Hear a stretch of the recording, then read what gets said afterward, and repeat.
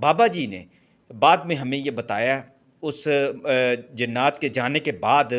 कि जिनका ये मसला था, मालूम ये हुआ कि बाबा जी के पास वो जिन्नात जो फैमिली आई थी, वो बीमार थी, अपने एक बच्चे को लेकर आए थे और उनके बच्चे को रूहानी तौर पर बहुत ज़्यादा शदीद दौरा पड़ गया था। हम बड़े हैरान हुए, ख़ास तौर पर मैं, चूँकि मैं जर्नलिस्ट था,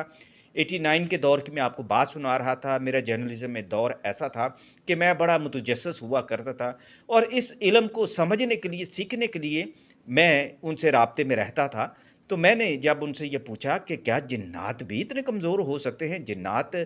पर भी जादू हो सकता है? जिन्नात भी रूहानी तौर पर इतने कमज़ोर हो जाते हैं कि वो आपके पास आए?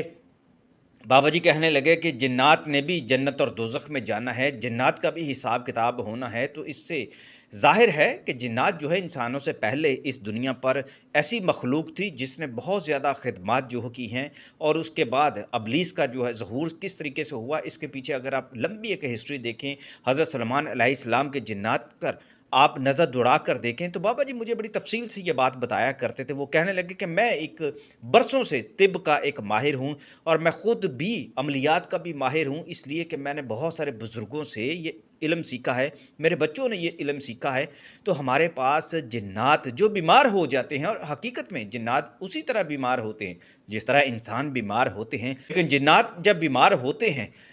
तो उस वक़्त सबसे पहला काम ये होता है कि उनकी परवाज़ ख़त्म हो जाती है, यानी कि उनके बाजू जो हैं वो एक तरह से कट जाते हैं, यानी कि वो उड़ नहीं सकते, परवाज़ नहीं कर सकते, खुद एक जगह से दूसरी जगह जाकर मुतशक्किल नहीं हो सकते। जो जिन्नात जिनके पास ये क़ुव्वत होती है, उनके अंदर का शैतान जो है, वो ऊद कर सामने आ जाता है, उभर कर सामने आ जाता है।